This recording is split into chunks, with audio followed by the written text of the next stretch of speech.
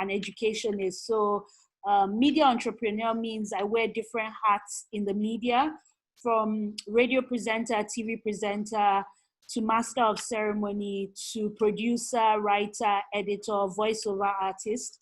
And then in terms of being an educationist, I've actually worked in a school as a teacher, and I really enjoyed my time there. I don't teach full time anymore, but through some of my programs on TV, on radio, I still get to teach.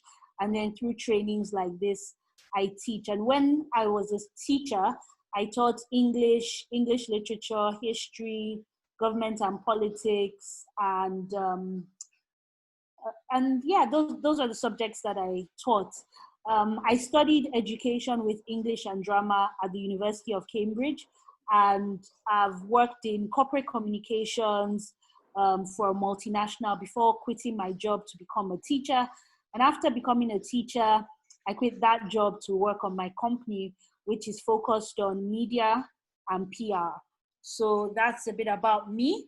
In my hobbies, I enjoy swimming, even though I haven't been in a pool since forever now. The COVID-19 isn't really helping things, but I enjoy swimming, I enjoy reading, writing, I enjoy dancing, I enjoy sports. So like a lot of you, like some of the hobbies you've all said are things that I also enjoy. I mean, when the premiership was going on, sometimes I would watch, sometimes I won't watch, but there was a certain level of excitement when the premiership returned, because it was just something like you just take for granted, like sports will always be there. And obviously with the Olympics and whenever there are big sporting events, one likes to follow that on TV. So sports, music, dancing, writing, performing, those are some of my hobbies. I also enjoy traveling. So you can imagine this pandemic where we can't really travel, we can't really go out, we can't hang out, we can't chill, go to new places, try new things. It's a bit limiting, but we're hopeful that all the measures being put in place by the government will soon be able to return to some semblance of normalcy. And my age, I'm 33 years old. So I did secondary school mainly in Nigeria. I did a bit of primary school in the US. I did my A levels and university in the UK. So I've met you and you've met me. Please feel free at any point if you can't really, if the technology is not allowing you to speak and I can't hear you or the network is bad, just feel free to put in the chat box. You can raise a hand, you can type a question that you might have. So we'll move to the next slide, which is our lesson for the day. Please, can we move to the next slide? So Mr. Yegbusi, if you can see me, or if you can hear me rather, I don't know why. Let's move to the next slide. And basically it's going to, so after welcome students to the next slide. Next slide.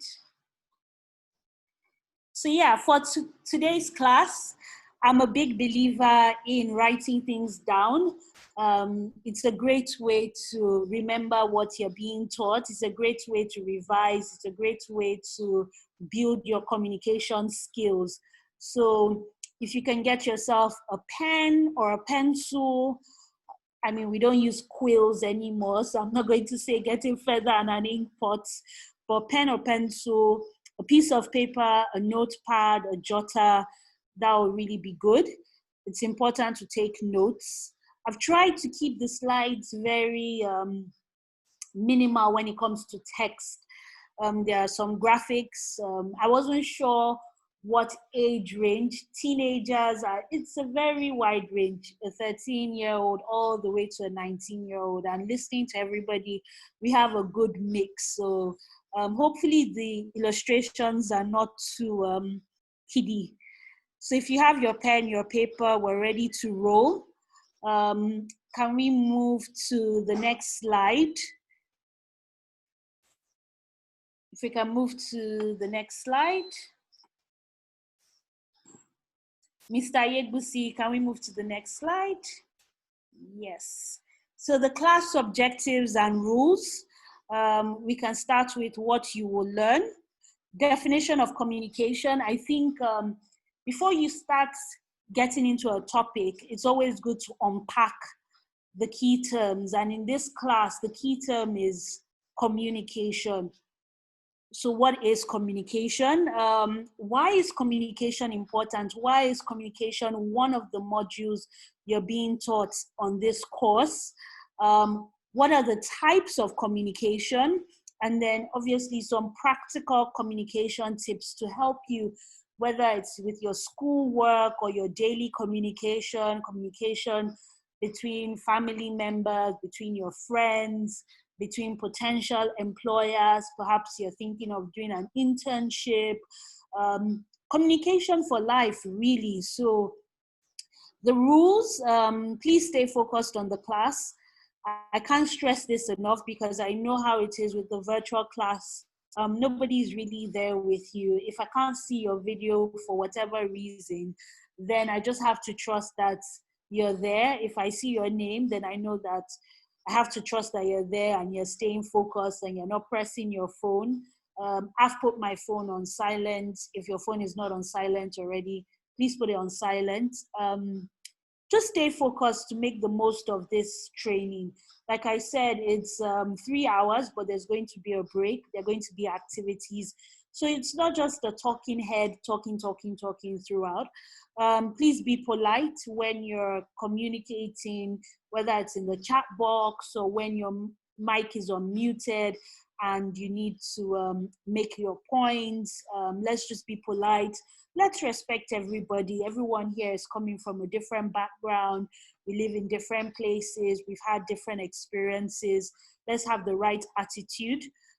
Please participate in the activities. Again, to make the most of this class, if you're engaged, if you're focused, and if you actually put in the work, then you feel like, okay, these 3 hours that I've spent, I can say, yes, I've gained something from it. And then most importantly, have fun, enjoy the experience. I'm a big believer that fun, like you can have fun when you're learning. I believe in edutainment. So in some of the content I create, whether for television, for radio, or for YouTube, I like to imbibe the concept of edutainment. So educational entertainment or entertaining education. So let's have fun with the experience. Like I said, it won't be so much text. So yes, let's move to the next slide. And the lesson for the day, like I already said, is communication. So we'll move to communication now, and we'll go to what is communication. So if you want to get very technical, communication, if we want to look at it, comes from the Latin communicare, meaning to share, the act of conveying messages from one entity or group to another through the use of mutually understood signs, symbols, and semiotic rules. So I'm going to type something in the chat box and let me know what this is. So what is this? You can just respond in the chat box to what have I communicated with what I just typed. So I'll see if I'm communicating, whether that meant anything to you. I'm smiling, that's from Aki Inka or Mole, or you're happy, okay. Anybody else? Mo says a smiley face, nice. So I've heard from Mo, I've heard from Aki Inka, so we're waiting for Honor and for Chidera. Mo says AKA emoji. I like how everybody's answers are the same, but they're still different. So you're communicating the same thing, but your choice of words are different. So Chidera and Honor. Okay, Chidera says you are smiling. Okay. So it's just honor we're waiting for. Honor. What have I communicated? Honor, are you there? But it looks more like a nose and mouth, I guess. Okay, I like that. We're waiting for Honor. Honor, if you're there, please let's have you in the chat box and let me know what you think. So I'm going to. I typed out my answer. Okay, you typed out your answer. Yes, you are happy. Thank you. I don't know how I missed that, but it looks more like a nose and mouth. Okay, so I'm going to be a bit divergent. I don't know how many of us have seen the movie, but this could also be a colon and a bracket. So if we're being very literal about it, but most times when you see this, it's a smiley face, it's happy. If it's on our mobile phones, if I type that out, it will immediately turn into an emoticon or an emoji. So why I used that example was because of the definition of communication, where we say it's the use of mutually understood signs, symbols, and semiotic rules. So there was some mutual understanding that went on in this communication that just happened. It's about sharing. When we go on social media and we share a picture, or we tweet, or we post an update on Facebook or WhatsApp, or even in the Zoom chat, we are communicating. When we turn on our microphones and we speak, we're communicating. When we nod our heads, like if you nod your head up and down, you're saying yes. If you nod your head from left to right, you're saying no. If you put one hand on top of the other hand and make this noise, you're like, I don't know. So we can use our body, our gestures, we can use our facial expressions to communicate. We can use language to communicate. We can use words, we can use symbols, we can use different parts of our body to communicate. We can stomp our feet, for example. This one is very popular with African parents. You know, when you go to maybe someone else's house and maybe they offer you food and your mom and dad give you the eye, then that's like communication. Like, if you know if you know what is good for yourself, you better not eat that food. And then maybe you're really hungry, but you say, oh, no thank you, ma, no thank you, sir, I'm fine. So communication happens in different ways. Can we move to the next slide?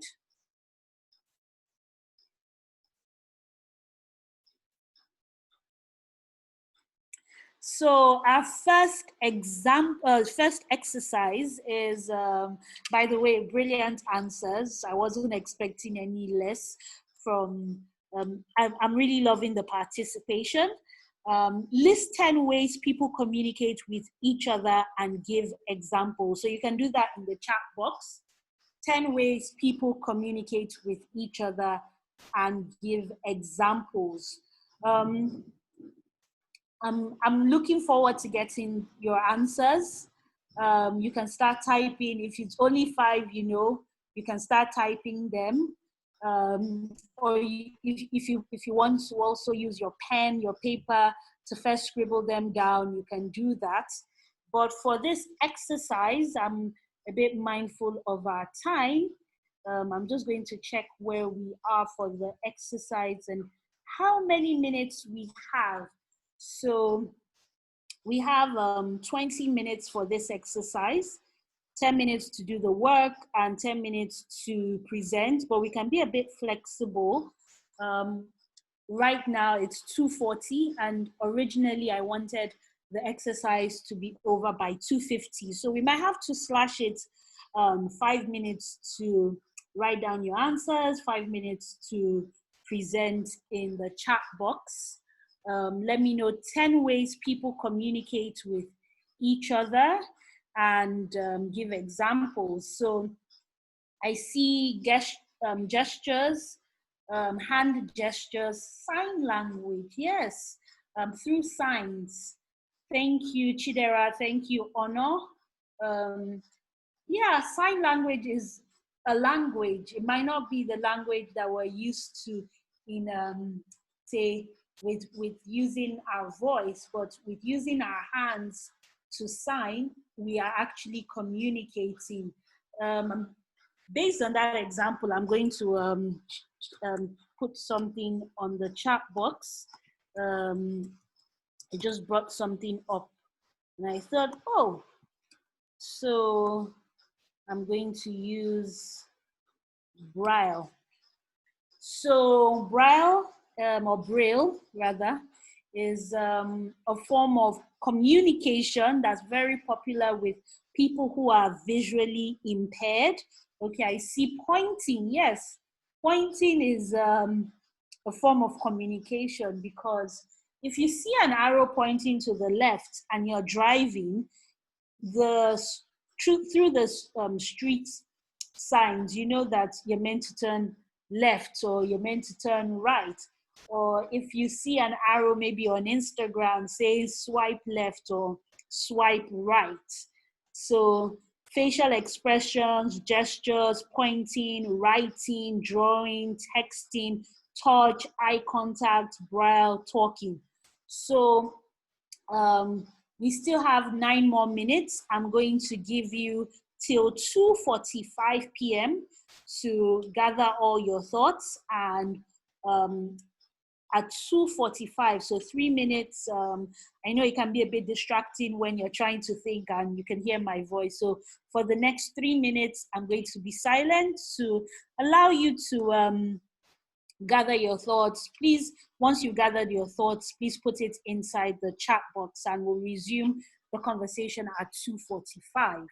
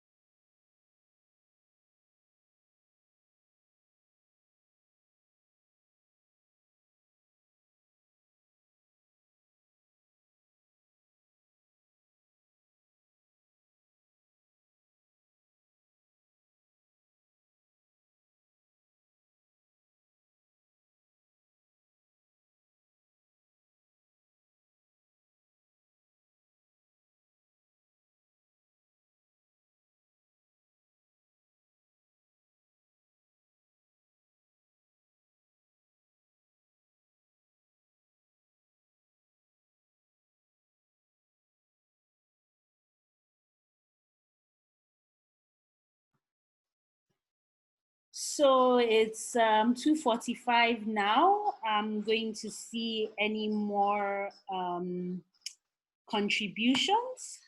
Let's see. Music. People could use music to pass across messages to each other. Most definitely. Looks like not many people have put their answers in. So I'll give another 1 minute. Please, let's round off and let's put our answers in the chat box.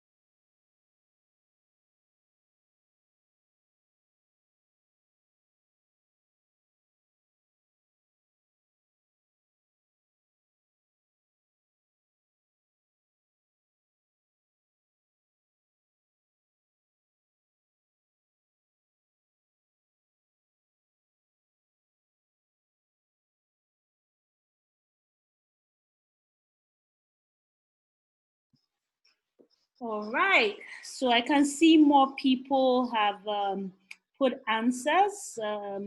Colors can be used to signify emotions, e.g. red, meaning either danger or fire, blue, water, calm. Oh, I didn't think of colors. That's a brilliant example.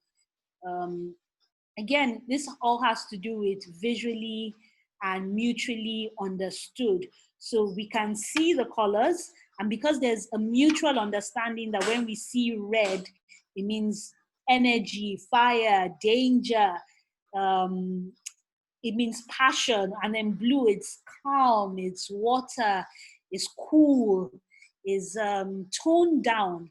So yes, so I've seen contributions from Chidera, from Mo, from Honor, and from Akinka. So that's everybody. Um, well done. I'm really happy with the answers you're giving, because it just shows you just how wide and vast communication is. So if you see a red biro in your book, you automatically know maybe you got something wrong. If you see a blue biro, then you know, a black biro, that okay, the teacher marked it correctly. Or if you see your account statement and it's red, then you know that you're in deficit. But if it's blue or black, then you know that you're in the good books. There's money in the accounts. So let's move to our next slide.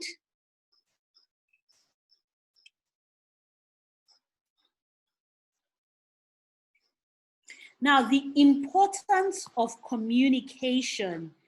The importance of communication. I think it's great we understand what communication is, but some of you might be wondering, like, okay, yeah, why is communication important? Like, why do I have to learn about communication? You already communicate. This is not the first time you're going to come across the word communication. But why is communication important? Why? And I've come up with 5 reasons why communication is important, but please feel free to put in the chat box. Oh, I see a question here. Thank you.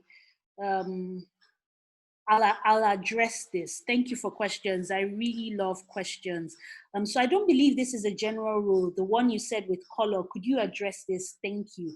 So I think from cultures to societies to countries, there's that mutual understanding. So what might work in a particular culture, for example, in Japan, a certain hand gesture and a certain body language might be interpreted as rude compared to, say, in Nigeria. So one of the things I said in the definition of communication is that mutually understood. So I think when we're talking about communication, we need to understand it within context. So if you've never heard of sign language or you've never heard of Braille, when you look at it, it doesn't mean anything to you because there's no mutual understanding. But to the people who understand this language, then there's that mutual understanding. So I'll use the example of color. Usually in different parts of the world, when you see red, like your see caution, danger sign, then you automatically think danger. That's not being said, that's not to say that there are not countries who see red as not a color of danger.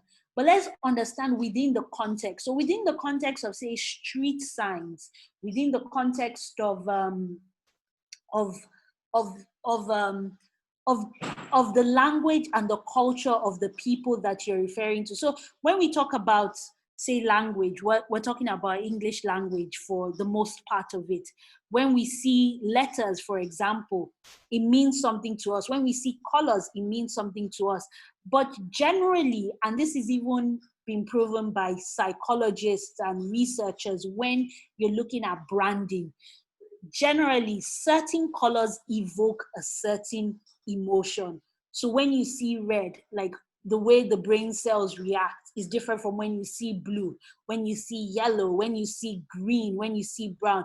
And some of these associations with colors and emotions come from natural things. So when you think about the sun and you think about fire, you think these are you think about your yellows, your red, your oranges, and these are colors that are warm colors. So that means they have heat in them. When you think of your blues, they are cool colors. So when you think about maybe white, snow. So some of these emotions associated with colors actually come from the object. So when I think about green, I naturally think vegetation, I think about life.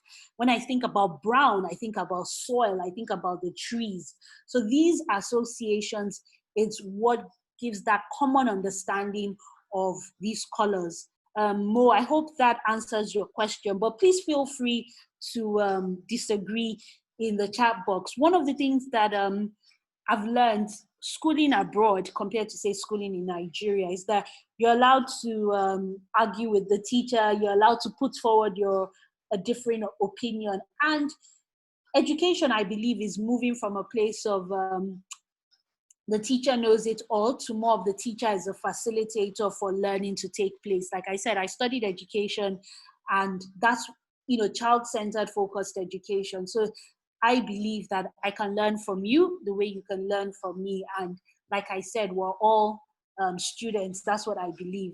So I'll move back to the importance of communication.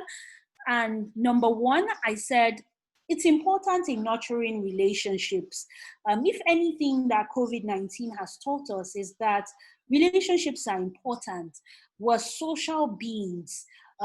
We might not be able to go out like we normally would, but when you look at the proliferation of platforms like Zoom, Microsoft Meet, Facebook chats, you see these tools enable virtual communication, meaning that because we can't go out to see each other like we normally would, especially during the lockdown, it doesn't mean that communication should end.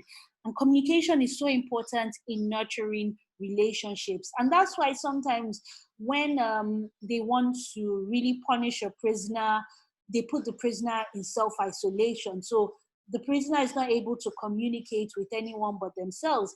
And in a lot of instances, you see these prisoners, they begin to lose their mind, they begin to lose their marbles. So you can see how important that important communication is.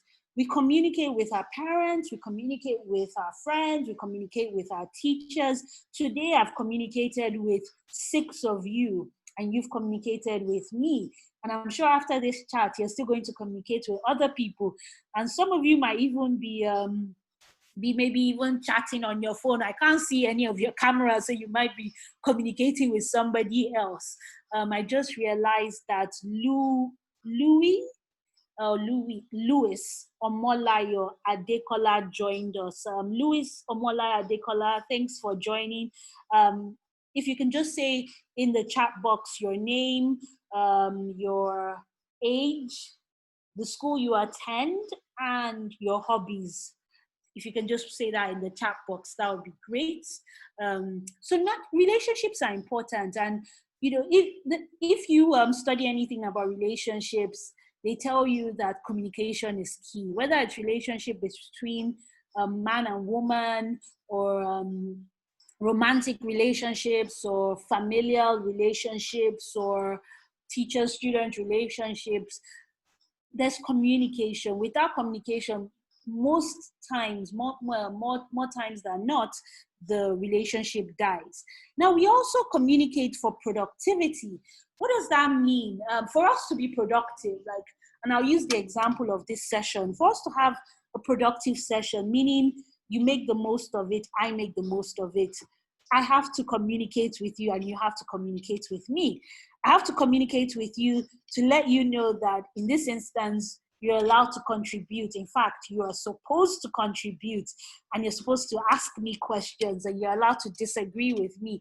And in turn, I'm supposed to answer questions and also ask you questions. So for it to be a productive time, meaning that I'm not just talking for 3 hours nonstop, and at the end of the day, you tune off, you're not really sure you gained anything, then we use communication to make sure that we're productive.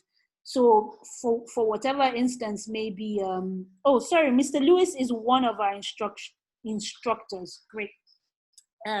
Nice meeting you, Mr. Lewis. Thanks for joining the class.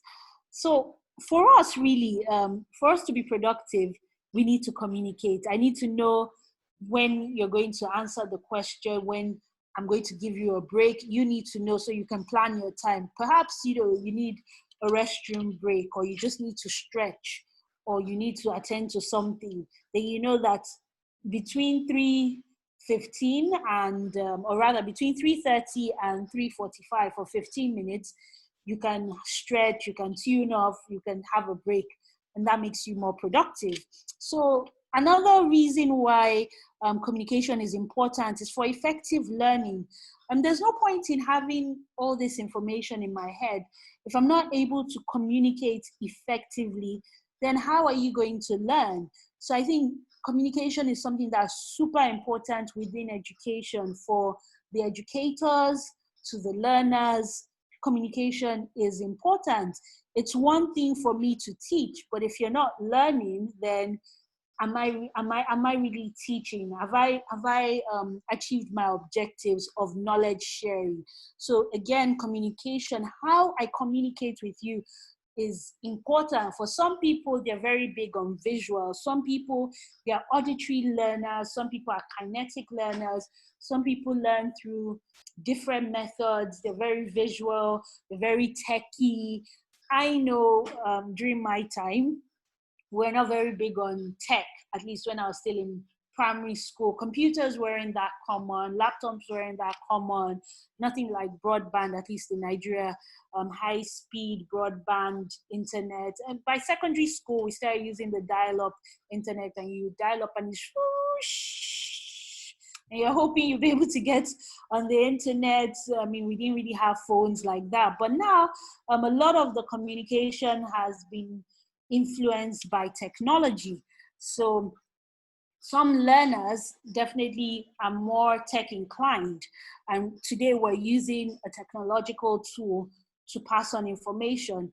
And then number 4, it's important for organizing how things are done. For example, I need to communicate with Mr. Yegusi as the host to be able to organize my slides, to move from slide 1 to slide 2 to slide 3, for him to be able to share his screen. For us to organize this lesson, I needed to communicate. Him organizing the entire syllabus, he had to communicate to me to say, Isabella, this is what it's about. Anytime I had questions, he had to respond to the questions so that everything is well organized. And it's the same thing even in our homes. Our parents communicate with us to say, oh, make sure you put your toys away, make sure you put your video games away, make sure you put your clothes, your shoes, your books away, let it be organized. Communication happens so that that organization can take place. And finally, I put time management. So again, in this session, I keep talking about time, saying, okay, at this time, we're going to do this. At that time, we're going to do this, so that you're able to structure your learning, so that you're able to manage your time. So if I give an exercise and I don't communicate how long the exercise is going to be for, you might think you have an hour to do the exercise and you only have 5 minutes. So you're still doing the exercise and we've moved on. So again, time management. Think about time management in the exams. You have an examination paper and they say spend 10 minutes on this section, spend 20 minutes on this section, 30 minutes on this section. The same thing with job interviews, internships, work experience. When you're preparing for that interview, or maybe you're preparing to go to university. So in my case, in addition to my personal statement, I still had to do an interview to get into Cambridge. And we were told in advance, this is how long the interview is going to be for. And this was important for us to manage our time, because for people who were coming out of town, so the interviews happened in Cambridge. This is 2007 or 2006, 2005 and 2006, I believe. Yes, 2005 and 2006, when I attended my interviews, we were told when the interview would take place. And we're also told, look, if you need accommodation because the interview is going to run on to a certain time, then we can provide accommodation for you. And in that, I was able to plan my time, knowing, okay, I need to get on this bus, I need to take this train, I need to allot this amount of time for getting ready in case there are delays.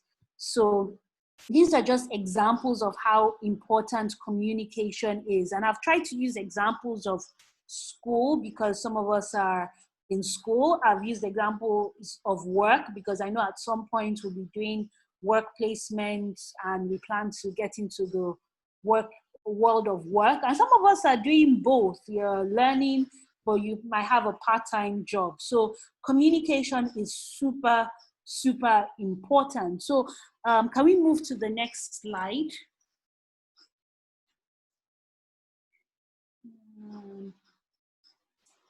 Activity time. I want you to think of an instance where the lack of communication led to a problem. Summarize what happened and come up with a solution showing how communication would have saved the day. So this is a personal experience. Just think about how at some point it could be a personal experience, it could be a school experience, it could be an experience at a particular place. Let us know an instance where the problem in this case was the lack of communication, and then show us how applying communication could have saved the day in problem solving. So I'm going to have a look at the time. It's 3:04 p.m. and by my time, we have about, we have till 3:20 p.m. for us to work on that. And then by 3:20, we can share our answers in the chat box. So you have about um, 15 minutes to think about an instance. So identify the problem and then show how communication would have saved the day. So I'm not expecting one-line answers, and that's why I'm giving you 15 minutes to work on it. So I'm expecting about, let me say, a minimum of 6 lines, because I would like to understand the problem properly, and I would like to understand how the deployment of communication is the solution to that particular problem. And there's no right or wrong answer. I just want you to think about how, and this activity is just to get your minds thinking about just how important communication is. So at 3:20 p.m., please type in your 6 lines, 6 to 10 lines, 12 lines in the chat box. If you finish before that period, feel free to type in the chat box before then. I'll be reading out the responses at 3:20 p.m. And then between 3:20 to 3:30 p.m., I'll be going through your responses and answering any questions you might have. And at 3:30 p.m., we go on a break. Right after the break, we still have types of communication coming up. We have an activity coming up. We have communication tips. We have our classwork and class presentation, feedback from you, questions and answers, and that'll be the end. And what I've just done is I've communicated the timetable or the structure of today's class to you so that you have in your mind what to expect. So please feel free to, right now we can't go into groups. So right now, let's just have some quiet time. You might want to jot it down on a piece of paper, on a pen, or you might want to type it out in Microsoft Word so that you can edit. Please pay attention to your punctuation. No text speak. Don't put number 4 for FOR. Please type properly. So at 3:20 p.m., that's exactly 13 minutes, I'll come back and read out everybody's contributions.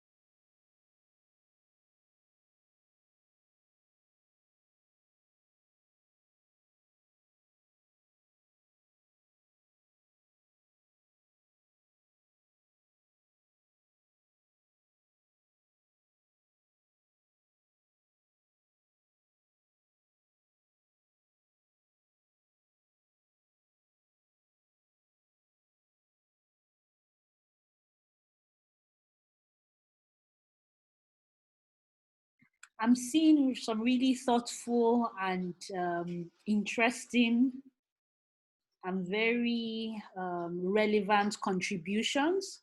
So I believe that everybody has shared. We're just waiting for Honor. I can see Mo's contribution, Akinka's contribution, Chidera's contribution. So in another 3 minutes, Honor, feel free. You still have 3 more minutes to put your contribution in the chat box. If it's already ready, you've already finished it, please put it in. But I really love the examples that you're sharing, very topical. Please read from everybody. I'm not going to read everything word for word. So during this period, if you've already finished, and that's the majority of you, please read other people's contributions. So when I speak to it, you're able to follow along. I'll also be asking questions, and we'll try unmuting our mics so that we have a mix of different types of communication. Right now, we're doing a lot of we're doing a lot of written communication. So hopefully we'll soon start doing verbal communication, and there's still other types of communication that we'll get to after the break.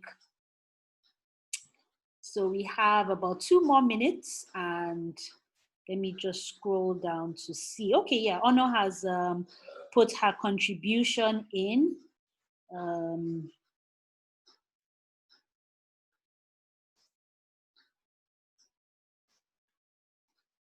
Great. So I'm going to go over it very quickly. Thank you to everyone for your participation. What time is the break? Sorry, the break is at 3:30 p.m. and it's for 15 minutes. So 3:30 p.m. to 3:45 p.m. is break time. So we have just about 11 minutes to break time. So I'm going to go, let me scroll up to see the first contribution, and this was from Mo and had to do with shared accommodation. And this takes me back to secondary school, even university. University, I didn't have shared accommodation for some reason. I was lucky throughout my 3 years. I had a room to myself. But secondary school, I can totally relate to this. You had a roommate that was messing up the room. You had to communicate issues with the situation, and you had to compromise to meet a common ground. So I like how you didn't use any text speak, like I said, but just watch out for your capitalizations, watch out for your full stops, your commas. I know you're typing it like you're speaking, and when we speak, we can't capitalize our words where we speak, but I mean, we can show that there are pauses, e.g. commas. But I like how you've used this example, because this shows how communication is so key. Perhaps your roommate didn't understand what messing up the room entailed, and that's why some rooms you see clearly written out. If you are going to enter this room, wash your hands. I know that's now the major one, with people now, stores and places, because of COVID-19, you have to wash your hands. But just think about having your rules and regulations for cleanliness. It could be throw trash away, make the bed, don't leave food overnight, don't leave the windows open because of mosquitoes, don't leave your clothes all over the place. Because it's shared accommodation, there needs to be an understanding of what neatness and cleanliness entails. And you communicating the issues you had with her, which she might not have known. I'm assuming it's a lady. With the person, you were able to reach a compromise, and that was as a result of dialogue. So you communicated, the person communicated, and together you reached a common ground. I'll move to the next one, which is from Aki Inka. It has to do with a clothing brand. They have a website, but when there are delays, the owners of the brand are meant to relay this information so that the people who spend their money are aware that there's a delay and it doesn't mess up the brand reputation, so they don't have a bad reputation. But if a general email was sent to people who brought these items, then they would have been informed. So this is the owners of the brand being proactive with their communication. You don't wait till something happens and expect that the customer already knows. So, for example, there are a lot of companies right now that are experiencing delays in delivering on their orders because of the pandemic and because maybe there are some regulations with interstate travel in Nigeria. In the UK, I know there was a lockdown. So generally, all these things will affect the delivery times. But if it's clearly communicated from the beginning, then you've already prepared the mind of the consumer, and then the consumer already thinks, okay, this is good customer service. So if after, say, 10 days, there's still a delay, the consumer is within their rights to reach out. But if the consumer thought, oh, it only takes 5 days, and it wasn't properly communicated that there was going to be a delay, then there's a huge problem. So in that instance, the communication wasn't taken as seriously. From Chidera, this has to do with rape in Nigeria, which is a very topical issue. If you're on social media, you'd have seen some of the hashtags, not just in Nigeria, even in the US, where you see, say, the death of Toyin Salau, where when they checked the body, they saw that she was sexually violated. And then you have cases like Justice for Uwa, who was sexually violated, who was raped and killed. So a lot of times why rape culture continues to persist, especially in Nigeria, is because people don't speak out, people don't communicate. In the instance of Toyin Salau, she used her Twitter handle to communicate, to say, look, somebody was trying to ask me to do things that were inappropriate and trying to touch me and be vulgar. So communication is part of the solution to the problem of the rape culture, because when people know that they're going to be shamed, for example, when you know that if you engage in rape, then there's a possibility that your brand reputation is going to be affected and maybe endorsements that you get. So in the news now, there's been rape allegations against popular Nigerian artist D'banj, and some of the brands that work with him are taking a step back, waiting, okay, maybe clear your name first before we continue. People are signing petitions to remove him from being an ambassador for the UN or a global body. So you can see in this instance just how much communication in this instance can begin to address the rape culture. And the more people speak out, the more convictions that we get in terms of rape, then it becomes less taboo for the other person who is not sure, should I speak out, should I not speak out? So again, you mentioned how if you don't speak out about rape, what if you don't get tested for sicknesses? I mean, you can die from it. So it's important that people speak up so that the situation doesn't just degenerate. I see a contribution, so let's move to Honor's contribution. My year group was meant to create a product for a competition, host a fundraiser. It was never created because there was lack of communication between people. They were not united as to what they wanted to achieve and how they were able to go about organizing the competition. So in this instance, it takes me back to an experience.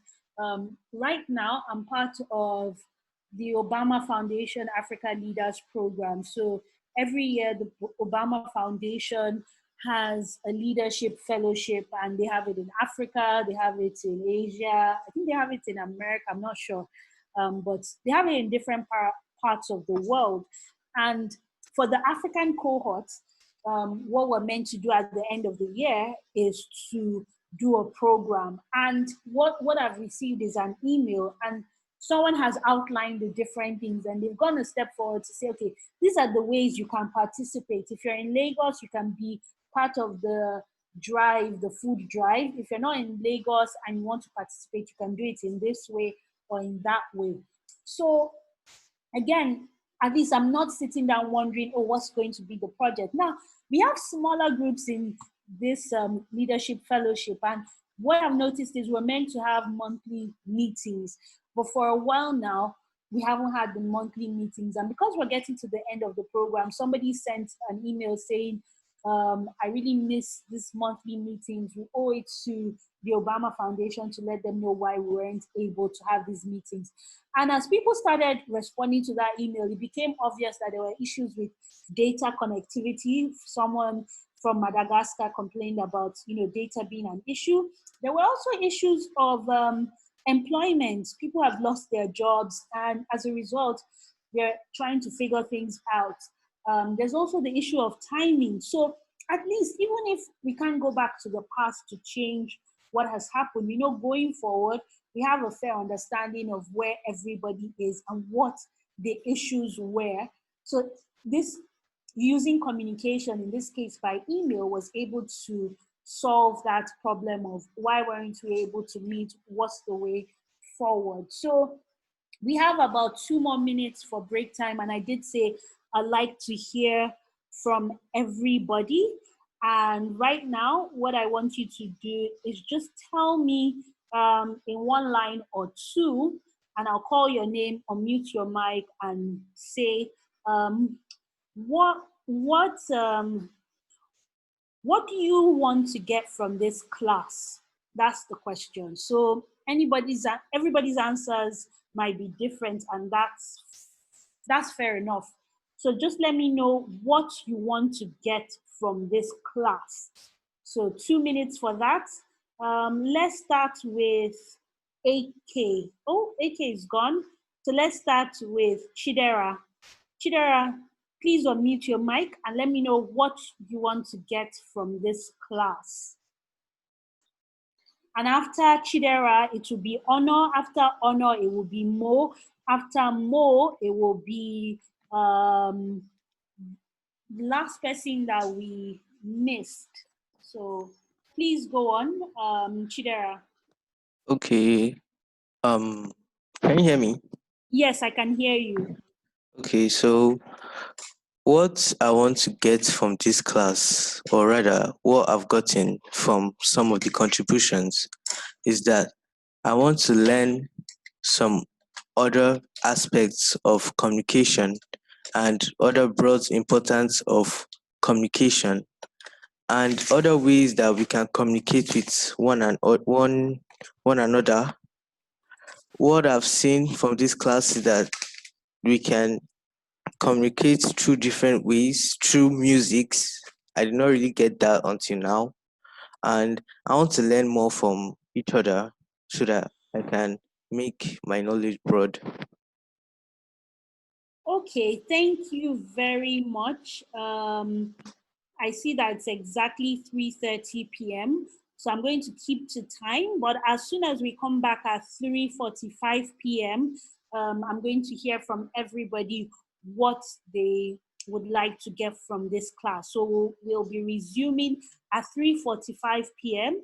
And the first thing we're going to do is hear from everyone who hasn't spoken what they want to get from this class. Thank you very much, and the break starts now.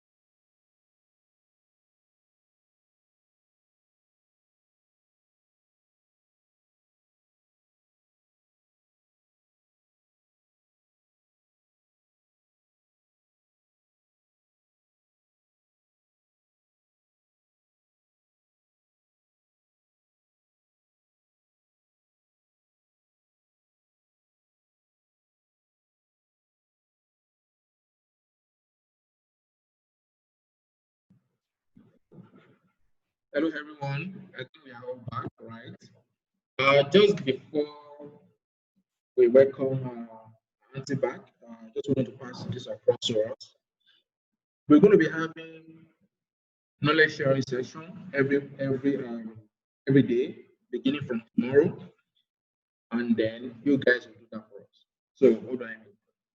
So, from tomorrow, someone will share with us what you have just learned today in 5 minutes before we begin tomorrow's session proper. So tomorrow being Tuesday, we're going to be having Abasion Ojana to tell us share with us tomorrow what she learned today about communication. For 5 minutes, it's still going to be very short, sweet, and very simple. So then on Wednesday, we have Mo. On Thursday, we have Shidera. And then finally on Friday, we would have Inka. So tomorrow we're going to be having another session, problem solving and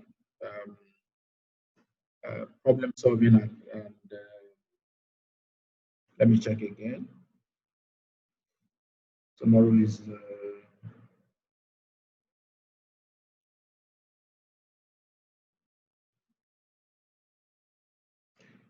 tomorrow is problem solving and communication and collaboration rather. Collaboration and problem solving. So that's what we're going to be having tomorrow. And then so we have Hello, everyone. There's a comment here, Mr. Yegusi. Maybe you can just type what you said. Okay. So in case maybe there was an issue with the connection. AK, that is Akinyinka Omole, has said he has a school meeting that's going to last 30 minutes, but he'll join us again by 4:15 p.m. I can see Honor, I can see Chidera. We're still waiting for Mo. Before we went on the break, Mo is here. Okay, Mo is here. Oh, Mo is gone again. Okay. So before we went on the break, Chidera shared what he wants to get out of this class. So I'm going to move to Honor. Can you share briefly what you want to take out of this class? I would want to learn how to communicate effectively with people and use. Can you say that again? I would want to learn how to communicate effectively with different people and to learn different types of communication and how to use them efficiently. Great. So you like to communicate with, learn how to communicate with different people and how the different types of communication can be effectively deployed. So I'm just going to take a note of what you said, communication with different people and effective communication. So that's me summarizing it in a way I'll understand. And if Mo isn't back, whenever she joins us, we will take her own contribution and find out what she wants to get out of this class. So can we move to the next slide?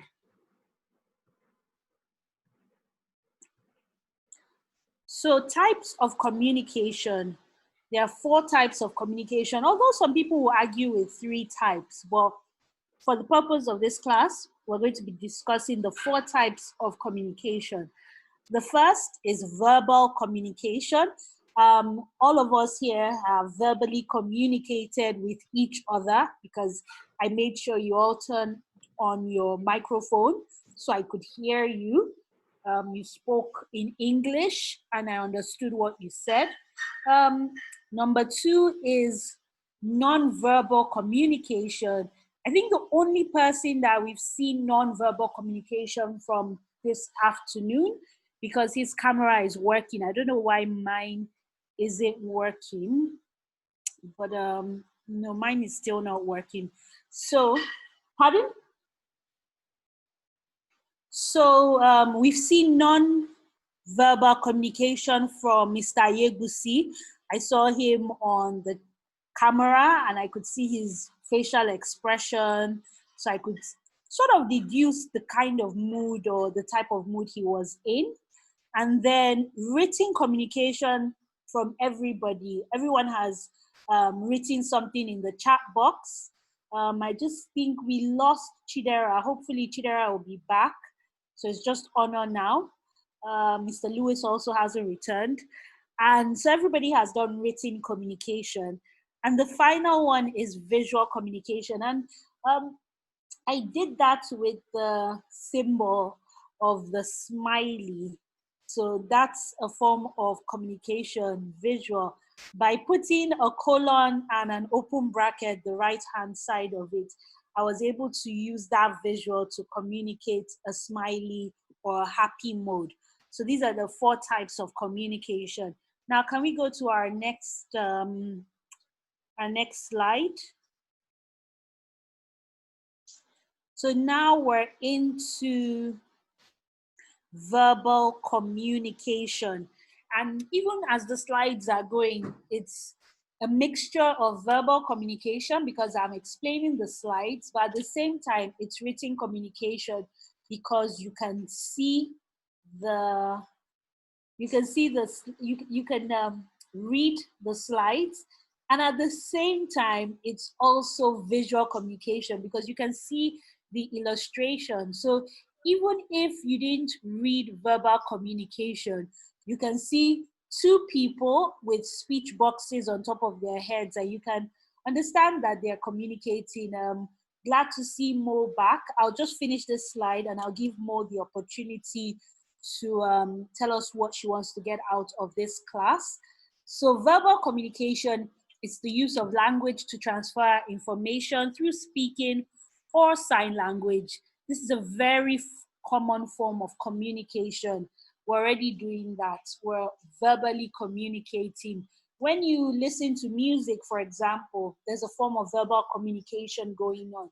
When they're being sung in a language, when we're speaking, there's a form of verbal communication. When we're performing signs, there's a form of verbal communication happening. So verbal communication is something that we're going to see very often. It's very popular.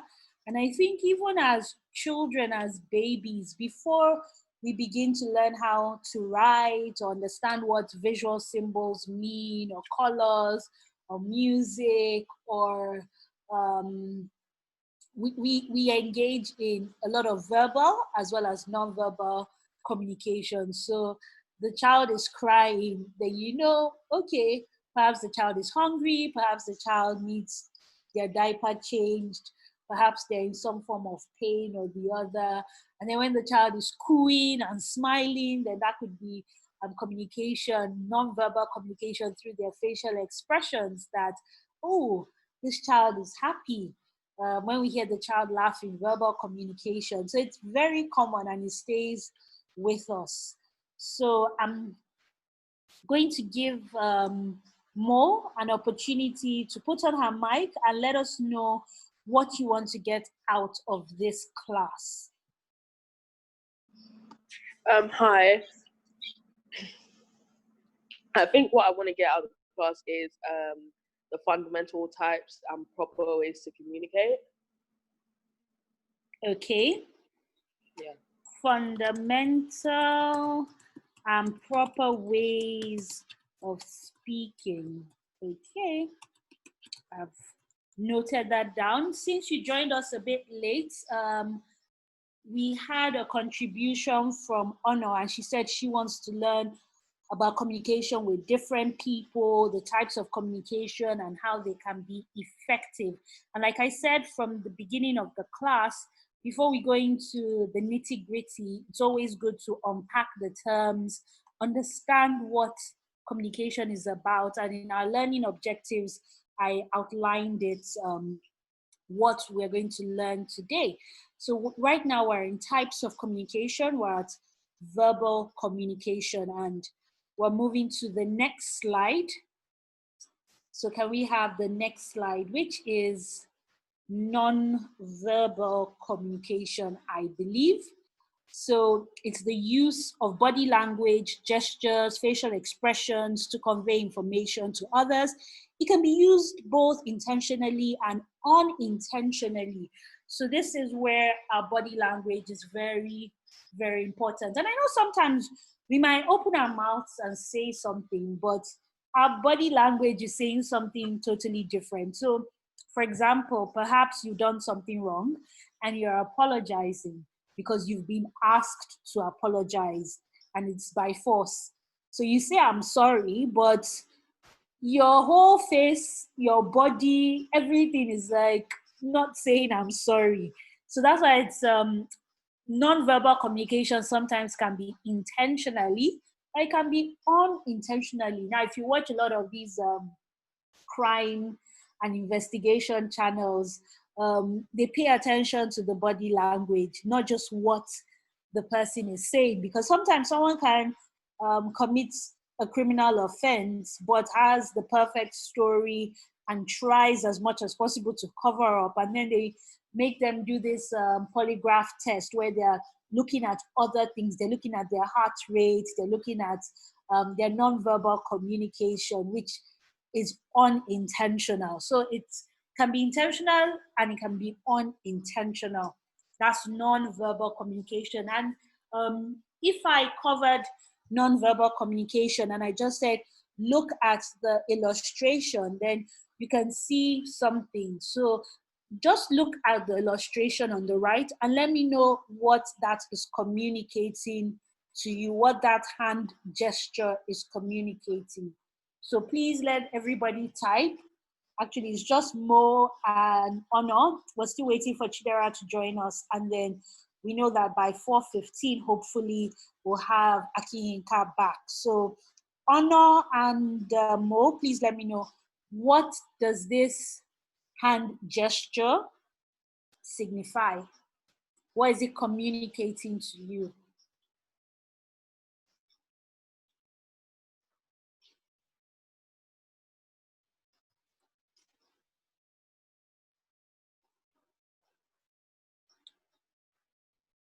So just type it in the chat box.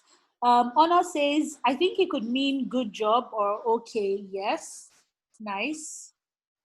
Good job, like an okay, like right on, continue. So Chidera, you're just joining us again. The question is, what does this hand gesticulation or gesture, what does it symbolize? What does it communicate to you? So just look at the slide to your right and you see an illustration. So Mo says means yes or okay. She put meals, but I know you meant to put N, so that was just a typo. So means yes or okay. Chidera, let me have your contribution. What does the hand gesture mean? I'm also going to contribute what I think it means. Chidera, it means good or correct. Great answers. Everybody is correct. So I'm going to put my own thumbs up. So there we go. And thumbs up means good job, well done, correct, okay, yes, go for it, I'm in agreement, I'm in alignment, good. So without using any words, without using any form of sound, just by looking at that hand gesture, there was non-verbal communication happening. So that's why when you're speaking, perhaps you're speaking in front of people, public speaking, and you're maybe delivering the valedictory address, it's not just okay to read your speech. You have to employ non-verbal communication. You can use your hands to gesticulate. You can use your hands in explaining. You can walk up and down the stage. You're using your whole body. You can contort your face to convey a certain emotion. You can smile to allow people to come into the conversation, to welcome them, to put them at ease. So these are aspects of nonverbal communication. And as you can see, we can mix and match communication. Just like this slide, there's a form of nonverbal communication, there's written communication. So let's move to the next slide. We have about 1 more hour to go. The class ends at 5 p.m. Written communication, it is the act of writing, typing, or printing symbols like letters and numbers to convey emotion. It is helpful because it provides a record of information for reference. So a lot of us are students or are in between schools. And one of the key things with school is you have to read, you have books. And the books might be full of words, they might be full of figures, they might be full of symbols. I mean, when you think about the Arabic language or the Chinese language or the Japanese language, the Chinese and the Japanese employ a lot of symbols. When you think about, say, the Germanic languages, you have letters. So we're using written. You could write it with pen, paper, pencil, crayon, marker. It could be like in the olden days where you had an ink pot and you had a quill, but you're printing, you're writing, you're typing. It could be a stylus pen, it could be a laptop. You're using letters and symbols in an orderly manner, mutually understood, to convey information which can serve as a point of reference. So let's move to the next, and that's the fourth and the final type of communication, and that's visual communication. So again, let me know what you see to the right. What does it look like to you? That's visual representation of what? What is the object on the right-hand side of the slide? Just type in the comment box. So visual communication is the act of using photographs, art, drawings, sketches, charts, and graphs to convey information. It might be helpful for some to consume ideas and information. So one of the things I've done is I've done a mix. I've tried not to have my slides too heavy, with too text heavy, so not too much text. At the same time, I've made use of illustrations, graphics, images, and I'm still communicating.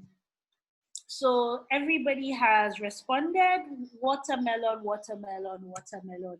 Absolutely correct. And that's visual communication. So sometimes you might want to employ visual communication, especially in certain apps. So when you're posting on Instagram, Instagram is very visual. Like you have to post some form of image. It could be an image with text, but you have to post an image or a video.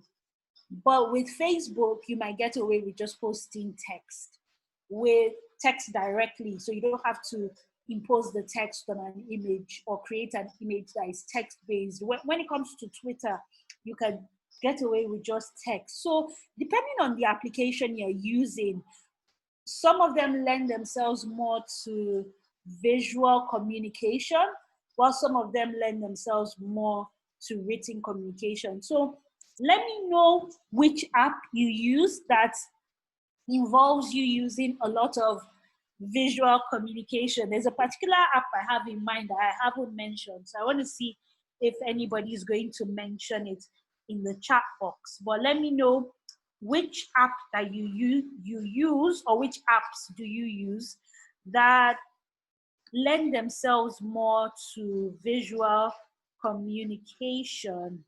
So let's see your contributions. I'm actually seeing something that I wasn't expecting. Wow, that's good. Let's see. So we have TikTok. That was actually what I was looking for. I thought Snapchat might come up, even though I never joined Snapchat, but I do see the filters. And I think when Insta stories started, a lot of people made the painful migration from Snapchat to Instagram. But I mean, Snapchat is still there. And what I wasn't expecting, um, Tumblr. Tumblr is is one of the older apps on everything in the list. But again, it lends itself to. I've never used Tumblr, but I know photographers are big on Tumblr. Pinterest is something I started using recently, and I don't really use it like that. I just go there to see some pins that have been shared with me. So Pinterest is very visually driven. You pin visual content. Canva, I use Canva. Yeah, Canva is great for working on presentations, working on flyers, working on even like short videos, short visual content, short form videos or GIFs. I don't know, they're GIFs or GIFs. I'll have to confirm the pronunciation of that. But all of these, okay, iMovie.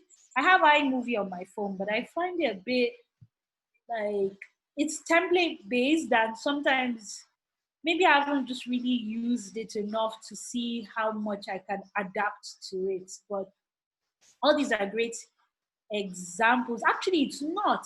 So why I said it was template based, when I opened the, what is it called, the iMovie on my phone, it gave me like a trailer, and it said like a preset trailer, and all I had to do was just switch the things.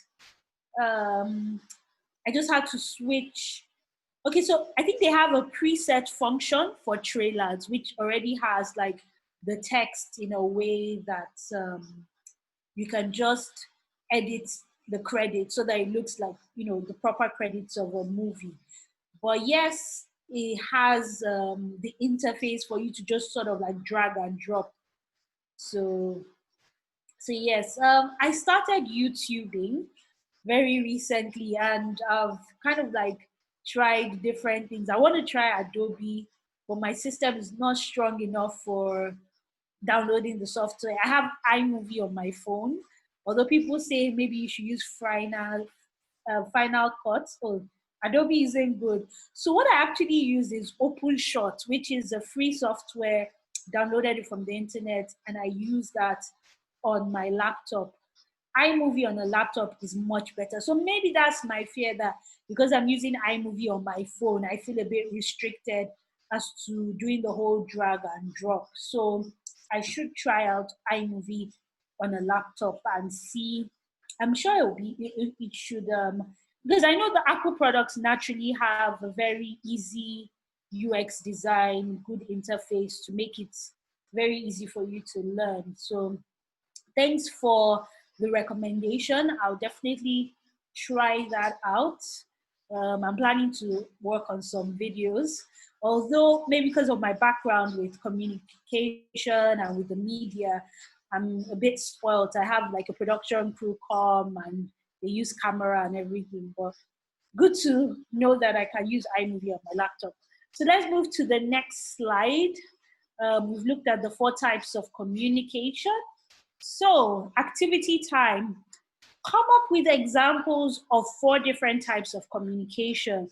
And as you think about your examples, I want you to go a step further and write out advantages and disadvantages of each type of communication.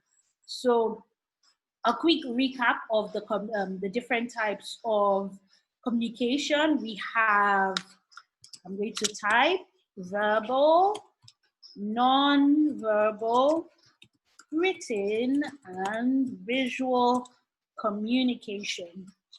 So just say verbal, and you can put your example. So verbal, example, advantage, and disadvantage. So if we can just follow this, and let me have a look at the time. Like I mentioned, we have about 51 minutes till the end of this class. We're expecting aka Aki to join us soon at 4:15. So let me see how much time we have for this presentation, or this activity rather. It's supposed to end at 4:20 p.m. because we still have communication tips, and we have a classwork and class presentation, feedback, Q&A, and the outro, thank yous. So you have just 10 minutes to work on this. So example, you can just do maybe one advantage, one disadvantage, so that you don't feel under pressure. And 10 minutes for it. Feel free to start typing away in the chat box. At 4:20 p.m., I will read them out, and we'll move very swiftly to communication tips, which I believe will help everybody, because people want to know better ways to communicate, proper ways of speaking, effective communication. So we need to have enough time for that, and obviously with the classwork and class presentation. So we have about 9 more minutes left.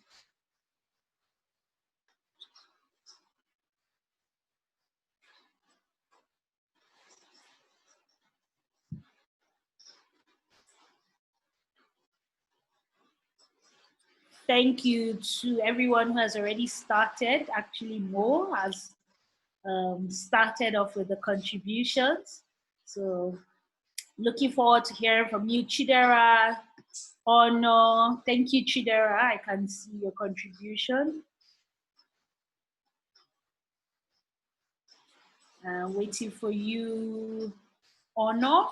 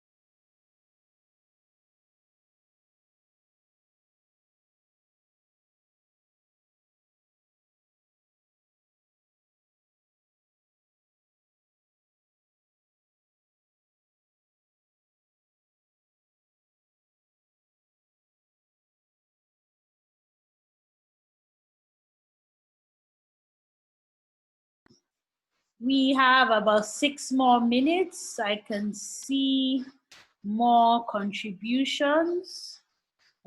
Thank you, Mo. Thank you, Honor. Thank you, Mo, again. Really interesting contributions, bringing back memories of me being in school. So I'm looking forward to going through all these examples, and great work so far. I'm really impressed, and I just like how this session you're beginning to, if anything, open your minds and expand your minds on what communication is, and just also dipping into your own reservoir of knowledge.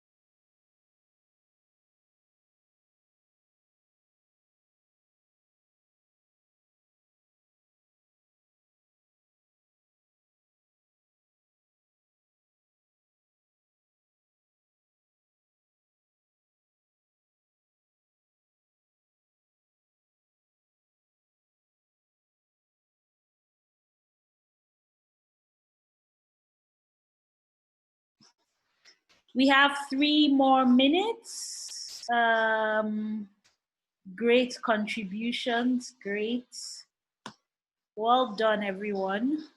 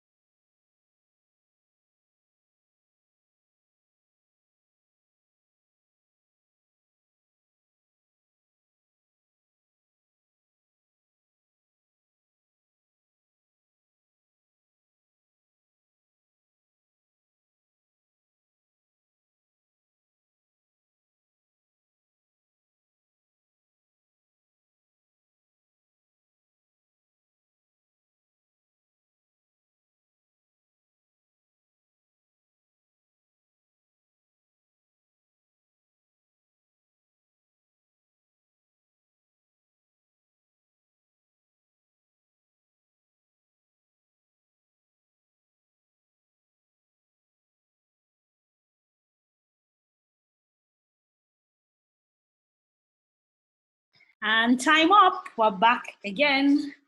So I'm going to quickly go through the contributions of everyone. Thank you for contributing. And from more verbal, talking, clear message conveyed, individual may not be good with words, so message could be lost in translation. So if you don't understand the language, then the person you're communicating with will not understand. So you can be talking all you want, but the person might not be able to understand. Or perhaps the person has a hearing impairment. The person won't be able to hear what you're saying.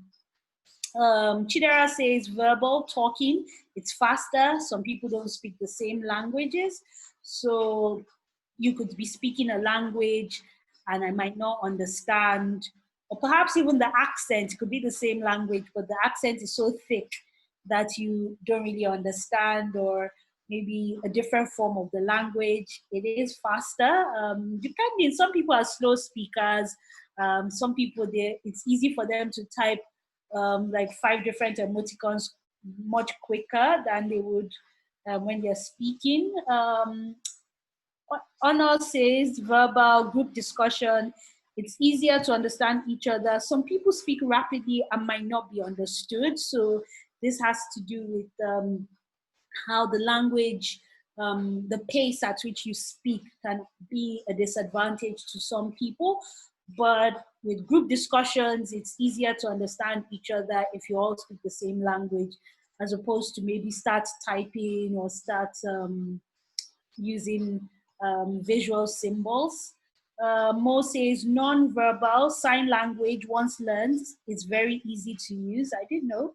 Not everyone understands sign language as it comes in different languages. So not all may be able to understand. So for people who don't understand sign language, sometimes you're watching TV and you see somebody signing. You might not be able to understand what the person is signing, but the person who understands sign language will be able to understand. Chidera says non-verbal body language, it helps deaf people or people with hearing impairments. Not everyone learns it easily. So not everyone might understand your body language. People who are visually impaired might not be able to see your gesticulations, the contortion of your face. So they might lean more to what you're saying, or if they're using Braille. Mo says written, letters, emails, very accessible by all with clear message will be conveyed. It could cost money to pay letters as well as it's time consuming. So when you think about letters, before you be thinking of stamps. I was watching a part of the documentary that had Michael Jordan, and one of the letters he wrote to his mom was asking him for stamps. And it's so funny now because stamp collecting is not as huge as it was then. You have emails. Many people don't do as much letter writing, but you're right, letter writing does cost money, it does take time. Honor says written, texting, messages can be passed on quickly, could be referred to in the near future. Misunderstandings might arise because tones cannot be conveyed via message. So once you type out the text and the person reads it, they're not there to see whether you meant it in a polite way. Like if you said, "Who are you?" If you were if you were verbally communicating, "Who are you?" Who are you? Or who are you? But from a text message, you don't know the tone behind the message. But I like the advantage where you can always refer to it. And that's why people tell you that if you're going into a business agreement, always good to have it down on paper, have it down written. Like a contract. Mo says visual, dance, very expressive and easily accessible. It's up to the viewer to, I just lost that. Let me see. It's up to the viewer. Not everyone understands. The cursor just went off on me. Yes. It's up to the viewer to translate. Their interpretation may be different to what was originally planned. So I didn't think of dance, but really dance is a form of communication. And while I was doing my A levels, one of the subjects I did was performing arts, and we had dance, drama, music. And for my last exam, my second year A2 exam, we had to, I was tested in dance and drama. So I had to use dance to convey the drama, and also use the drama to convey the dance. So, but again, the interpretation might differ from viewer to viewer. Um, we have from written letters, texting, dance. From Chidera, why is this thing moving? From Chidera says, verbal talking, it's faster. Okay, the cursor is having a mind of its own. Okay.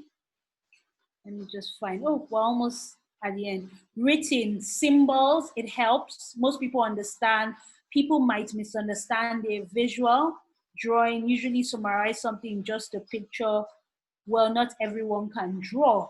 These are great points. Chidera, with some written, like language, the people who understand the language, it really helps. People who are very tech savvy with symbols, emoticons, emojis, it helps in passing a message.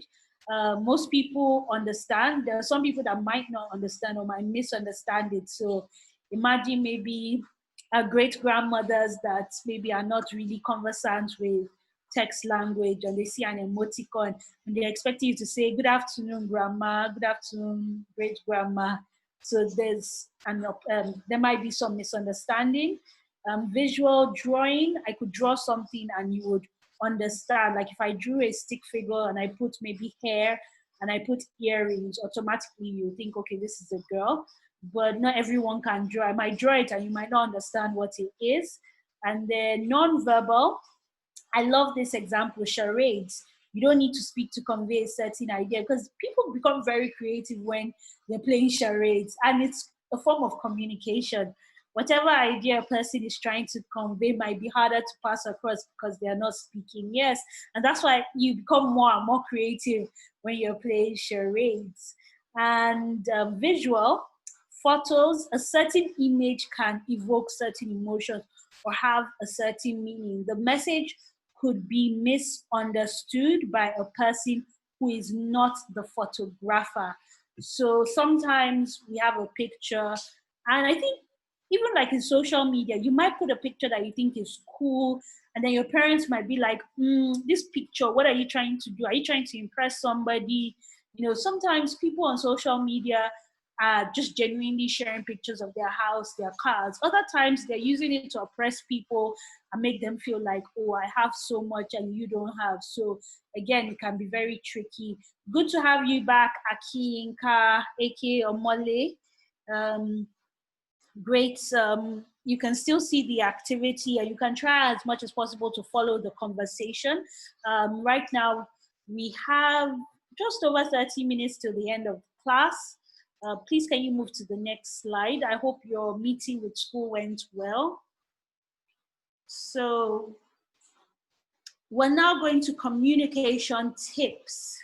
Yinka, please type in the comment box. Actually, unmute your mic so you can tell us, what do you aim to gain from this class? That was the question I asked everyone before the break, and we've heard from everybody else but you. So just unmute your mic and let us know what you aim to get or gain from this class. Yes, I just wanted to learn the different ways to communicate effectively, and the better ways to, and like the different ways in which you can communicate with people. All right, thank you. I think that's similar to something that everyone has said a bit of what you said. Effective communication, the different types of communication, and how to be more effective. And I think these tips here that I'm sharing are things that can help you in terms of communication, whether it's written, it's verbal, it's non-verbal, or it's visual. So the first thing I said is plan. Structure is key. See communication like a journey. It should have a beginning and an end. So when you're writing, for example, I know some of you are already in university, some of you are in the process of getting into university. So maybe the personal statement has come up and you're thinking, how do I go about my personal statement? How do I convince the admissions tutor that I deserve a place in this university? So one of the first things anyone would tell you whenever you're doing any form of written communication is to structure it. So you're writing an essay, you're doing a presentation, you're doing even a YouTube video. You might have a script to know, okay, in the beginning of the video, I'm going to say, hello guys, welcome to my channel. My name is Isabella Akiche. On this channel, you're going to learn blah, blah, blah. Please hit the subscribe button, tap on the bell, and then you go straight into your vlog or your interview or your presentation. And then you move from one part of the journey to the other part. And then by the end of the journey, you hope that the person who is at the receiving end, the recipient of your communication, is able to go on that journey with you. So for YouTubers, you want them to watch from the beginning till the end. And so that they can follow along, you want to make it interesting, you want to make it planned out. So if you're saying, I'm going to share with you 5 tips for effective communication, you don't start at number 3 and then move to number 5 and move to number 1. You start at number 1 and you move to number 5. You plan it out, you structure it. You might decide in the conversation to say, oh, I know I'm mentioning this in number 2, but if I move to number 5, I'm still going to discuss it more. Or you might say, oh, in number 5, number 2 came up.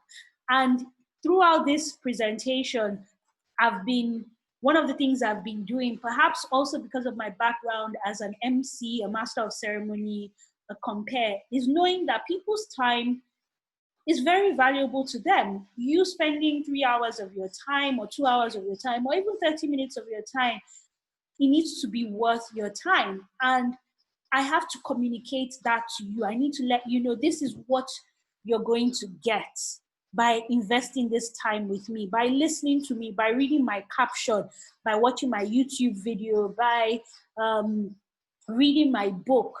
So the better I'm able to structure my communication, the higher chance I have of engaging people, of getting them to go on that journey with me from beginning to end. So even in the class activity I gave, I purposely typed out the structure and I put what type of communication, example of the communication, and then the advantage, disadvantage. So by following that structure, it becomes easy for everybody to just follow along. Now, the second tip is your vocabulary. I know it's cool, like when you're reading Wale Soyinka, to show off big vocab and let them know that you know everything in the dictionary. And in Nigeria, we have this particular senator, he's no longer a senator, Obaigwano. No, Obaigwano. I have to get his name correctly, but he was known for speaking with so much grammar. What's his name? Obayagon. Obaigwena. No. Obayagon. Obayagbon. Yes, Obayagbona is from this day. Obayagbon. Yeah, Obayagbon, like, I don't understand when he speaks because I don't, sleep, eat morning, afternoon, and night with my dictionary. So, and I don't think when he uses such language is because he wants to be clear in his communication. I think he wants to show off. So if you want to effectively communicate, whether it's your written communication, it's a caption, it's an article, it's a description, it's a website, and you're talking about your value offering, please aim for clarity over showing off. There's no point in me coming here and speaking all this grammar and you don't understand what I'm saying. I wouldn't have delivered an effective presentation because all I've just done was probably amused myself and you, and I wouldn't have really impressed anyone because the whole aim of this is for you to be able to learn to communicate more effectively. So, in choosing your vocabulary, in choosing how you're going to use words, aim for clarity. Make sure your writing is clear. Make sure when you're speaking, it's clear. So a lot of times we can say things like, that's very common with Nigerians. You might be saying something. I suffer that. You might be talking about something. So I might say, vocabulary, clarity over showing off, is not necessarily moving the conversation forward. Or I might say, huh. So if instead of saying I beg your pardon, please could you repeat that again? Please say that again. Take it again one more time. So clarity in visual, in your verbal communication, try to get rid of all this and everything. You know what I'm talking about now, and stuff like that. And everything doesn't mean anything, and stuff like that doesn't really add to the meaning.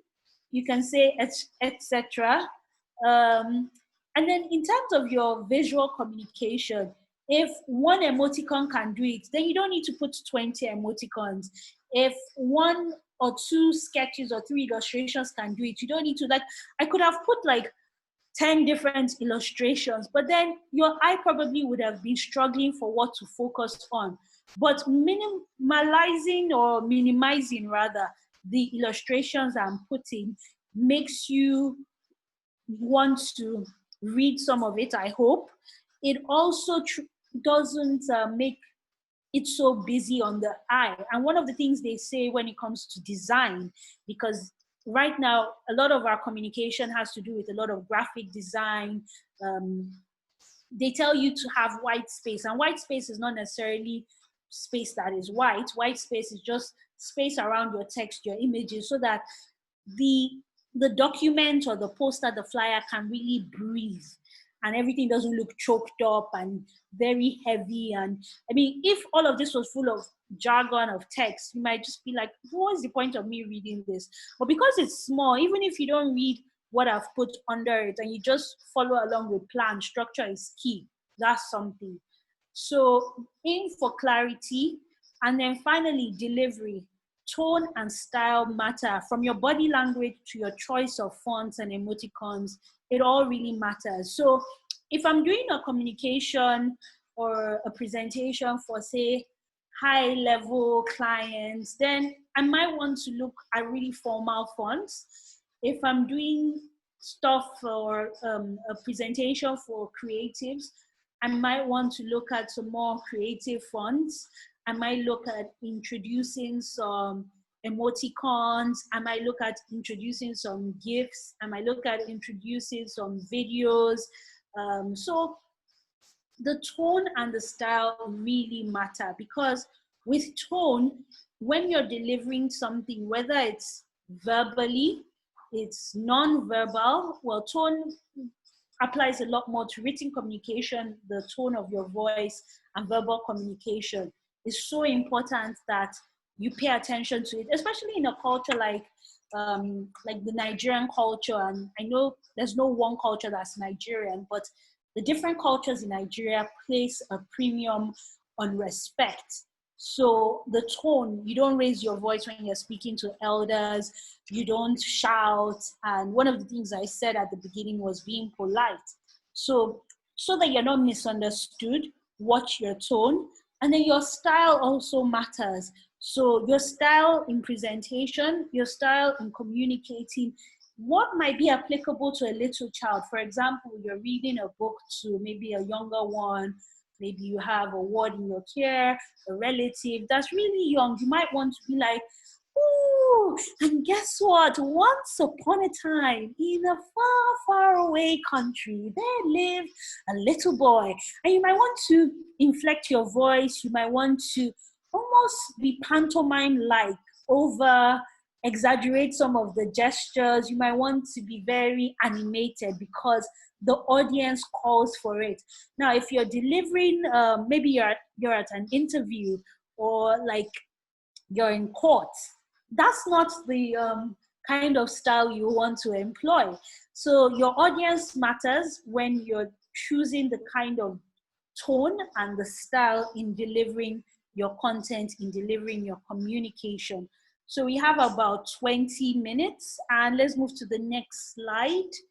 I might have to pinch some time here and pinch time there. So classwork.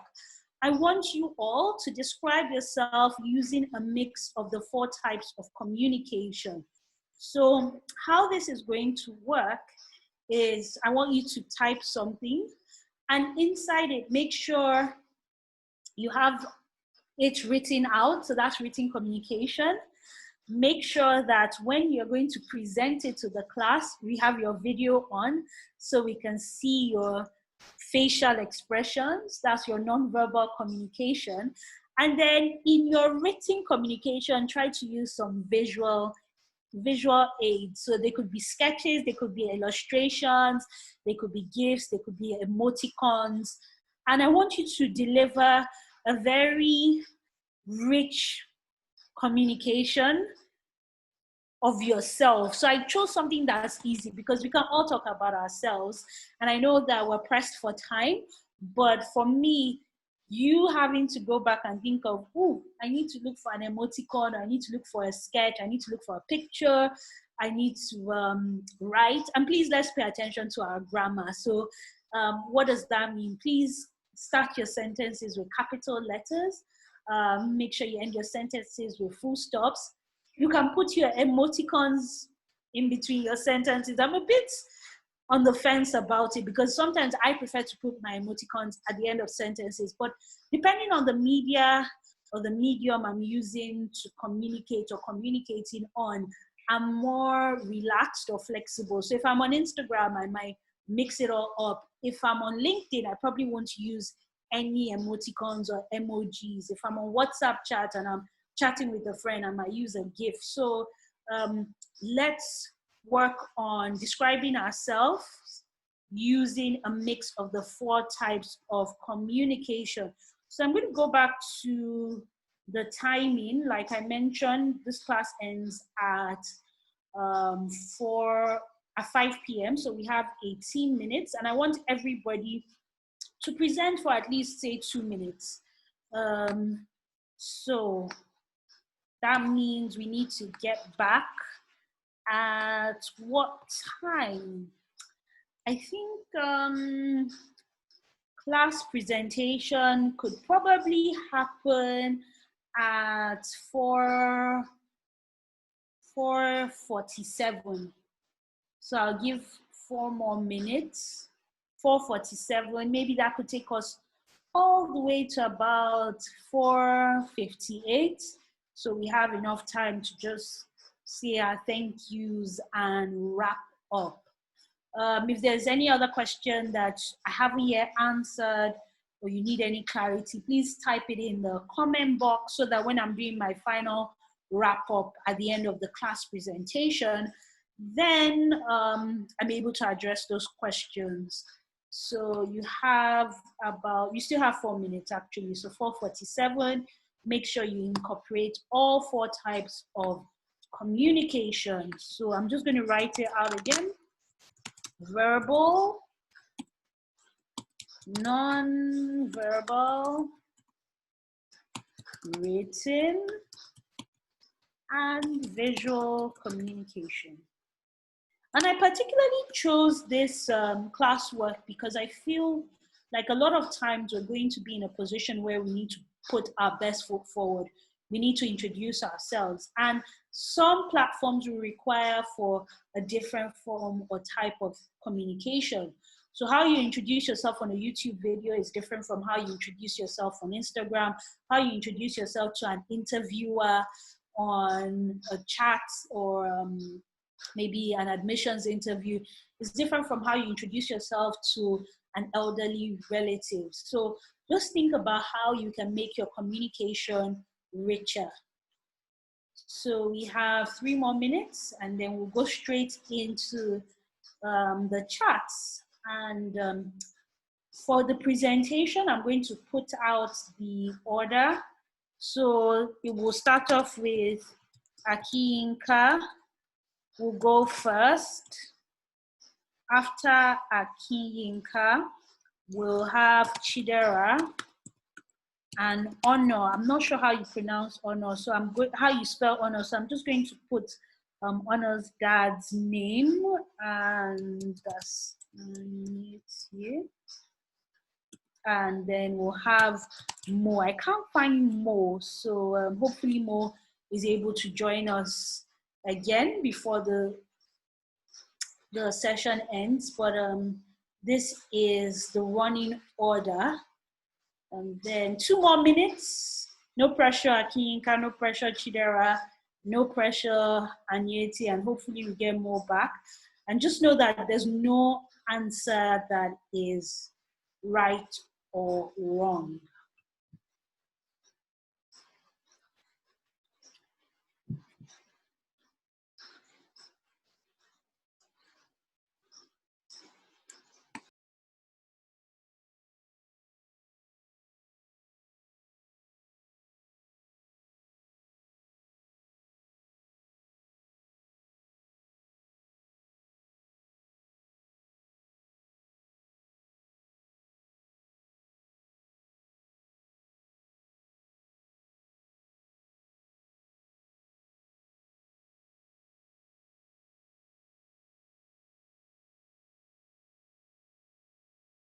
So I temporarily muted my microphone, and I usually do that when I'm not speaking. So hopefully everyone can hear me. If you cannot hear me, just let me know. I'll just explain what we're going to do. So the first thing you're going to do, I'll give you an example. So in my case, verbal, Isabella Akinshe.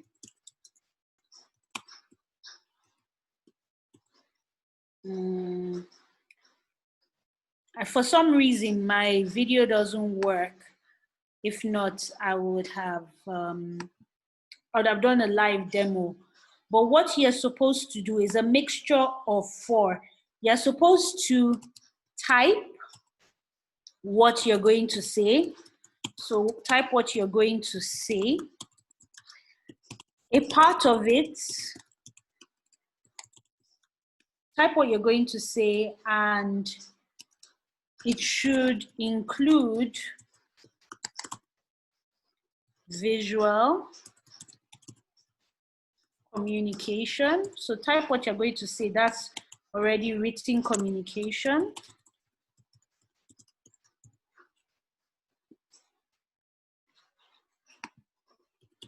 Then you will present your write-up. That is, and with your videos on, when you present your write-up, what you're doing is verbal communication with your video on, so we can see your non-verbal communication. So that's the way you're incorporating everything. So it doesn't have to be long because we're pressed for time. Who say, okay, Mo can put on, oh, video doesn't work. Okay, you know what we can do is, if your video can't come on, that's fine. We'll have to rely on your voice. But what we would like you to do is try to vary your voice when you're delivering, so that we can at least try and understand, maybe use our imagination to see what your non-verbal communication would have been. So Akinka, please start off. It could just be 2 lines, 3 lines about yourself. Type it out first. Make sure you put maybe a visual image. It could be an emoticon, it could be a sketch, it could be a picture. and then put it in the chat box, put on your microphone, and let's get to delivering. Please, Mr. Yegusi, can you move the slide to the next slide? And so let's move to the next slide. And over to you, Akinka. It's okay if your video doesn't work. Just a line or two about yourself. Make sure you include a visual communication, and let's hear you deliver it verbally.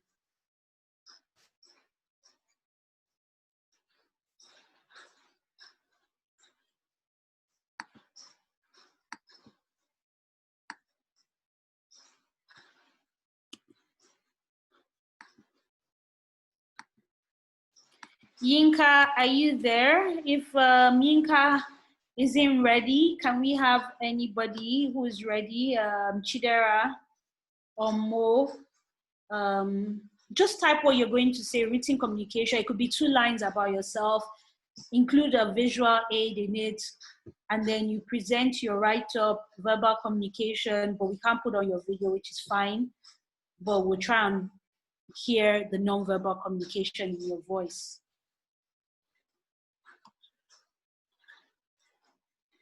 Who is ready to go? Mo, are you ready? Akinka, are you ready? Yeah, sure, I can go. Yeah, great. Okay, hi, I'm Mo, and I'm an artist as well as a YouTuber and a content creator. Okay, so I like the way you spoke because it was very chilled and laid back. So in terms of non-verbal communication, I didn't feel like you were forcing the communication on us. It was chilled and inviting. And then I liked how you used the visual aid. So just by looking at a camera, I know that you're into videography, photography, or some sort of the media. So can we have somebody go next?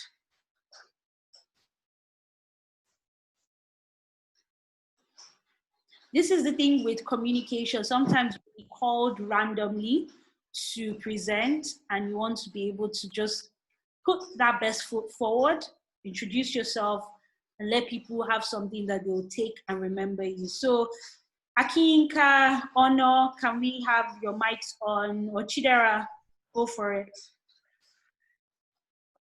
Hello, yes, I'm Okay. gonna go. Oh. Okay, Akinka, go for it. Oh, hello everyone. My name is Akinka, and I love playing football. I also love to dance, and I'm a very funny person. Okay, so can you type something in the chat box? So you're a dancer, you love football, and what was the last one? So let's have your written communication. I haven't seen that from you, but I've heard your verbal. Your non-verbal was also delivered in a very almost smart, casual way. It wasn't. Who's next? Chidera. Okay, hello everyone. My name is Chidera. Also Alvin. My English name is Alvin. I play games and I use this app called Switch, which I use on my PS4. And I also like football too. So I normally play Battle Royale, but I prefer football to it. So I guess I'm a gamer. Okay. Thank you, Alvin, Chidera. One thing I've liked everyone, what they've been doing is they've been greeting everyone. So that's politeness, and that makes it inviting for us to listen. I like the tone of voice. I can see Akinka's sentences, your written communication. Very quickly, honor. So I'll give feedback on everybody and we'll soon wrap it up. So, Honor. Okay, so I drew out stuff because like my laptop cool. doesn't like do like emojis and stuff. So I Hi everyone. I'm Abasiono and I play volleyball. I like reading and writing, and I also like food. And I like photography as well. Great. So we got to see visual communication, nonverbal communication, written communication. Just type your sentence inside the box. If you can just type your sentence in the box. And then I'll just give feedback for everyone. So Honor, please type your sentence in the box. And then can we move the slide to the next one?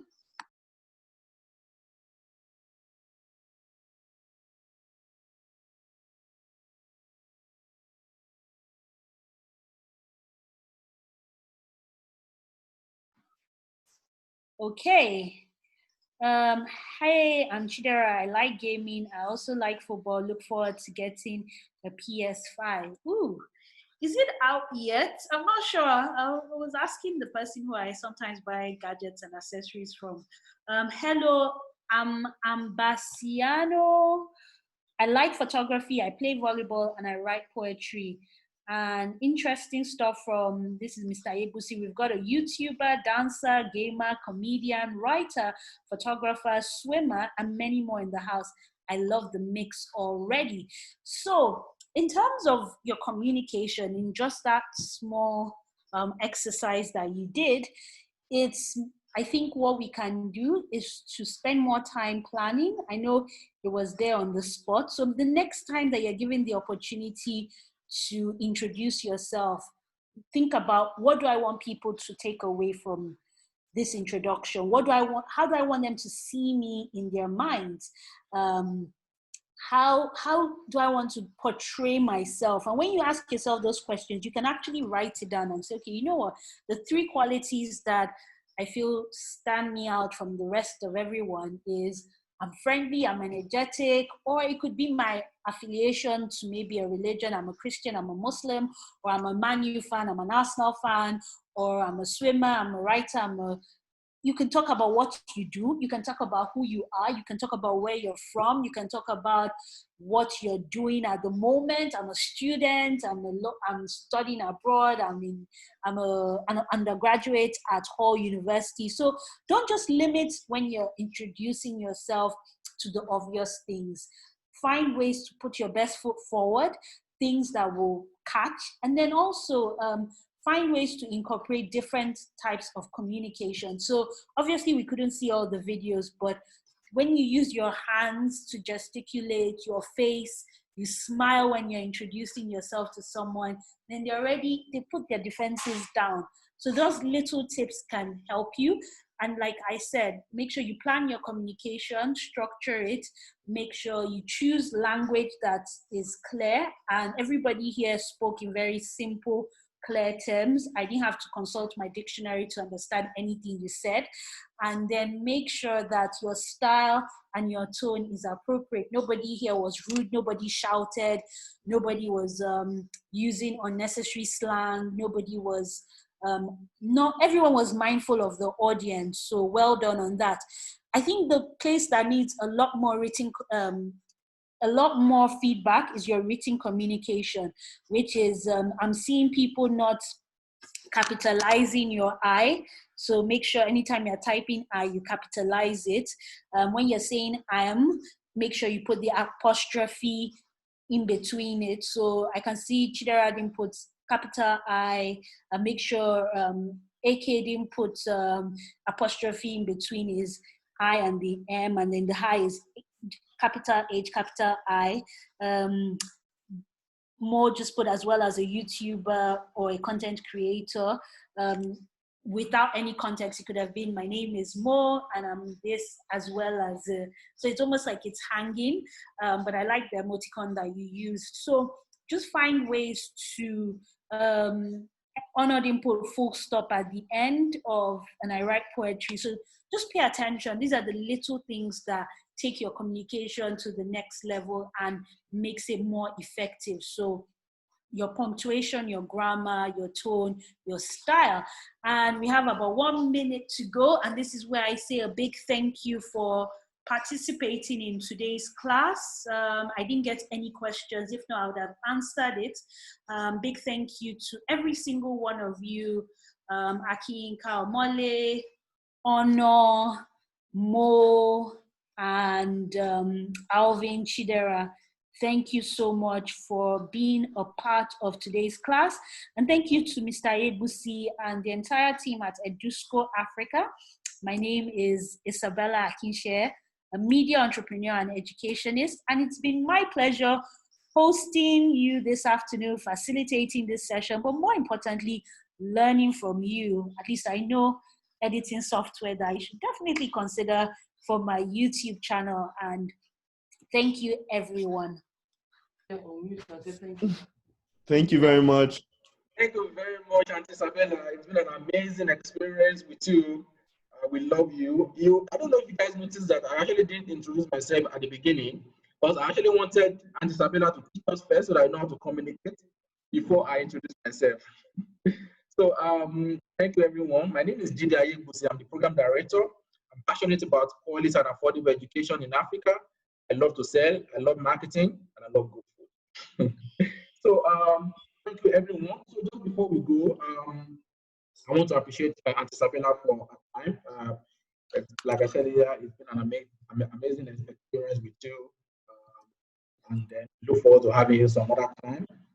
Just to pass this across to us, tomorrow is going to be problem solving and collaboration.